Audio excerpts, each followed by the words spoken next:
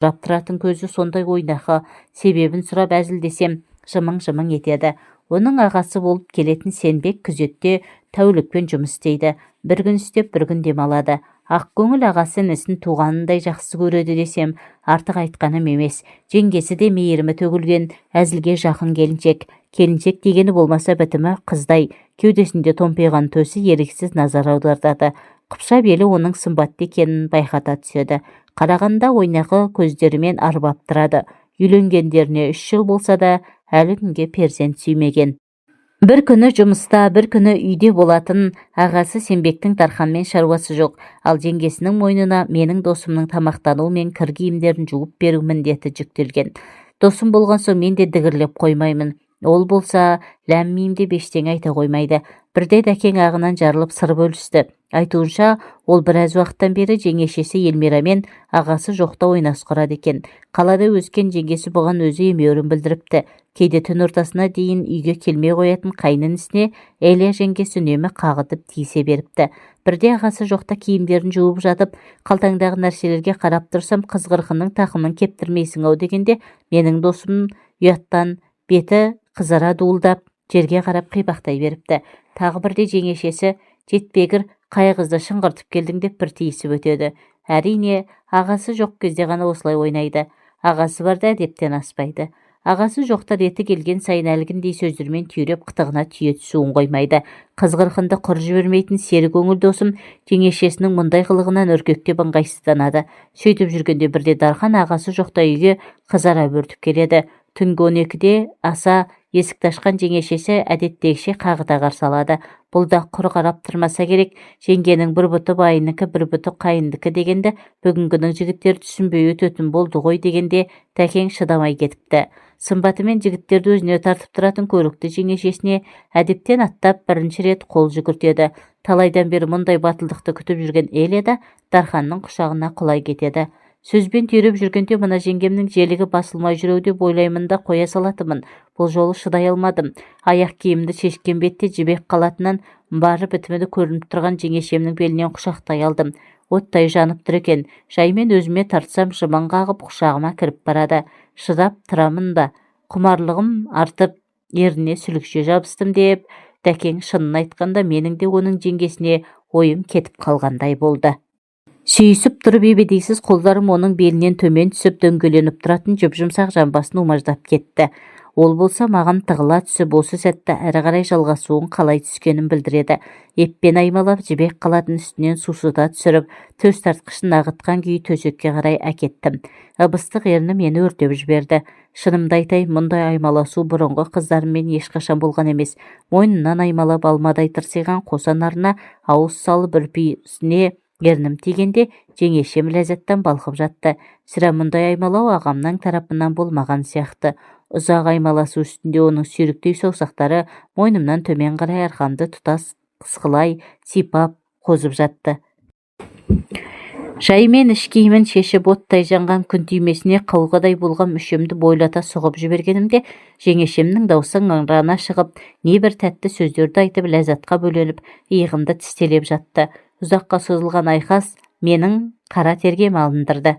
Белімнің босайтын сәтте ол мені өзінен айырған жоқ деп Дархан өзін ғана емес мені де ынтықтыра түсті. Сол бір қатынас орын алған түні дәкең де аянып қалмаған. Жеңгесін тағы да бір қуанышқа бөлеп, өзінің міндетін мүлтіксіз орындап шығады. Содан бері Элияның бұған деген пейілі ерекше екен. Ағасы келіп қалама деген қауіп мүлде жоқ. Себебі ол тәуліктік жұмысына кеткен соң оралмайды. Әрі інісіне мүлдем күдіктенбейтін болса керек.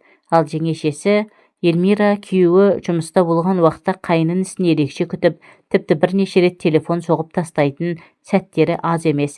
Есіктен кірген бетте Дархан өзін ғаламат шайқас күтіп тұрғаны біледі. Кейінгі кезде Дарханмен кездескен сайын айтатын әңгімеміз оның жеңгесімен төсектегі айқасы туралы ғана өрбейтін болыпты. Қазір досым әр басқосуда жеңгесінің төсектегі белсенділігін, оның қойырда қоймай төсекке сүйрейтінін, жатын бөлмеде, қонақ бөлмеде, ас үйде жуынатын орындағы позаларын айтып, сілекейімді шұбырта түседі. Сондай сәттерде ішімнен шіркін, Мына Элияны біз балықтатын күн қашан туар екен деп қиялдап кетем. Ол болса оны қалай тақымға басқанын, бір түндегі ләззаттың қалай жалғасқанын айтуын, кездескен сайын небір сипатты әңгімелеуін тоқтатқан емес. Өткенде ағасының үйіне әжесі келіп, 10 күнге жуық айқас тоқтап қалыпты. Сол сәтте жеңгем екеуміздің бір-бірімізге деген ынтығуымызды көрсең дейді Дархан, жүзін көңілсіздік торлап. Жеңешесі әжесі басқа бөлмеде отырғанда бұған маза бермеуін доғармапты. Ал досым кемпірдің кетпей қойғанын жаратпай жүрдім деп күледі.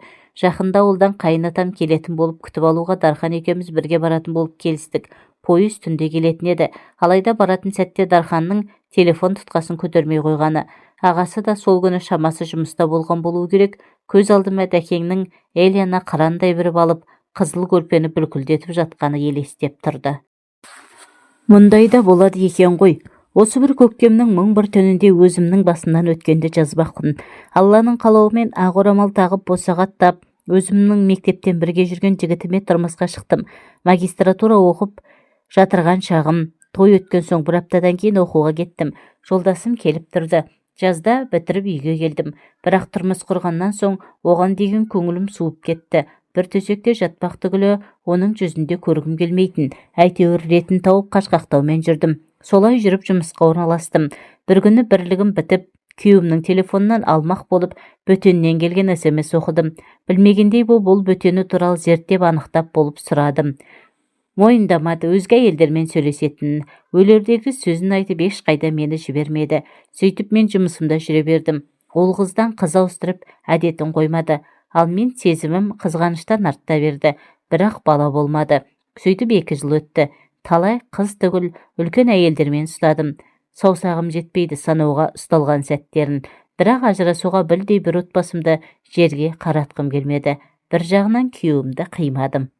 Отбасыммен де келісе алмай қиыншылықтарға кезіктім. Жоқ дегенді естімей өскен мен оны да көрдім, көндім. Сөйтіп жылдар айлар өте берді. Ал менің күйеуім өзгермеді.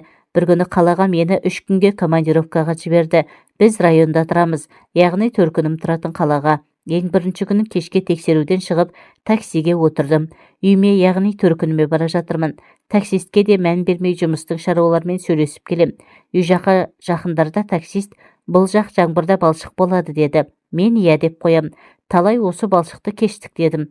Үйге жақындарда осы жерден түсейін деп ақша төлерде қарындас телефон нөмір тастайсыз ба деп жымайды. Қарасам сүп-сүйкімді жігіт. Өмірде бірінші рет мен бейтаныс жігітке екінші номерімді қалай бергенімді білмей қалдым. 4 күніме келсем бәрі бір жаққа кеткелі жатыр. 2-3 күнде келеді екен. Үйде тек сіңілім қалды. Содан 1 сағаттан соң әлгі жігіттен WhatsAppқа хат келді. Ол кешке кездесейік деді. Мен қой деп қоямын. Сөздің тоқетері сол түні әлгі жігітпен түнде кездестім. Сіңілім киноға кеткен. Шынымды айтсам күлімдеген көздеріне ғашық болдым. 90-шы жылғы екен. Мен 91-ші жылғымын. Екеуміз әңгіме айтып 1 сағаттай отырдық. Маған қатты ұнады. Келесі күн тағы кездесуді ұсынды. Мен ол кезде нағашылармен пиццада отыр едім. Үйге кеттім деп сол жігітпен кездесуге бардым. Бойы ұзын, көздері күлімдеген, қасына жақындасаң бүкіл әлемді ұмытасың. Күйеуімді мүлдем ұмыттым. Не керек, сол түні машинада сезімге беріліп екеуміз болып қойдық. Бір рет қана. Оны қимай қоштастым. Үйге кеп сіңіліме құрдас қыздармен кездестім дедім. Сөйтіп 3 күн командировкам бітіп, таксистпен танысып 4 күнме үйде болмаған кезде мен бөтен еркекпен болып қойдым. Келесі күні ол жігіт звондап SMS жазып жатты. Ол кезде мен районда едім. Оған тұрмыста екенімді айтпадым. 2-ші номерімді өшірдім. Ал күйеуге деген сезім өшті де қалды. Бар ойым сол таксист болды. Сөйтіп жүріп 1 айдан соң больницаға түстім. Аяғым ауыр екен. 2 жыл күткен сәби. Өңім бе, түсім бе, бәрі мәз. Ал мен қорқа бастадым. Кімнен деп, ешкімге айтпай жүре бердім. 2 айдан соң 4 күніме келіп сол таксистпен кездестім. Құштарлығымыз соншалықты тағы бір қосылдық. Аяғым ауыр сеннен деп едім, ол сенбеді. Тұрмысқа шыққалы жатырмын деп алдадым. Содан не керек, 9 ай 9 күн өткенше кімнен деген күдікпен жүрдім. Күйеуім асты үстіме түсіп босанғанша күтті. Босанған соң да қасымда болды. Менімен бірге қиналып бірге толғатты десем артық айтқаным емес. Олды болдым. Кімнен дейсіздер ғой? Өзімнің күйеуімнен. Тіпті аузынан түсіп қалғандай. Қатты қуандым. Күйеуім балам екеумізге жақсы қарады. Ал ол жігітпен одан соң кездеспедім. Кездесейік деп жазып тұрады. Әлі бойдақ екен, кездескім келеді. Бірақ енді ұлым бар, өмірде бәрі болады екен. Мен солай опасыздық жасадым. Ал күйеуім жеңіл жүрсін қояр емес. Неге олай жасайтынын білмедім. Ажырасамын деп үйге кетіп қалсам артымнан жылап еңіреп келеді. Сеннен бөтен керек емес дейді де әйелге барғанын қоймайды. Мен ерегісіп емес таксист жігітке ғашық болғаннан бірге болып қойдым. Ол жүрегімдегі адам, ұмыта алмаймын. Ол негізі таксист емес, беделді жұмысы бар. Тек жұмыстан шығып, қол көтерген қызды алып апарып тастамақ болған екен. Кездеспегелі 2 жыл болды. Сағынамын. Бірақ ұлым үшін енді ондай іске бара алмаймын. Ал күйеуім ана жүрісін қоя алар ма екен? Дархан екеуміз Тараздағы орта мектепті бірге бітірдік. Балабақшадан бері бірге келе жатқан досым екеуміздің жұбымыз бір еле жазылған емес. Мектеп бітірген соң педагогикалық институтқа түстік. Ауылдан келген біздер 4 жыл жатақханада тұрып оқыдық. Кейін оқу бітіріп, мамандығымыз бойынша жұмыс табылмай қаладағы цехқа жұмысқа тұрып кеттік. Дос болған соң арамызда қалған сыр жоқ. Үнемі мәселелерімізді бірге шешеміз. Бірге пәтер жалдап тұрғанымыз бар. Цехқа тұрғаннан кейін көп ұзамай мен студент кезден жүрген, бізден бір курс төмен оққан Сәуле есімді қызбен отау тіктім. Мен отбасылы болғаннан кейін Дархан өзінің немере ағасының үйінде тұратын болып шешті. 2 жылдан бері соның үйінде тұрып келеді. Кейінгі кезде Дарханның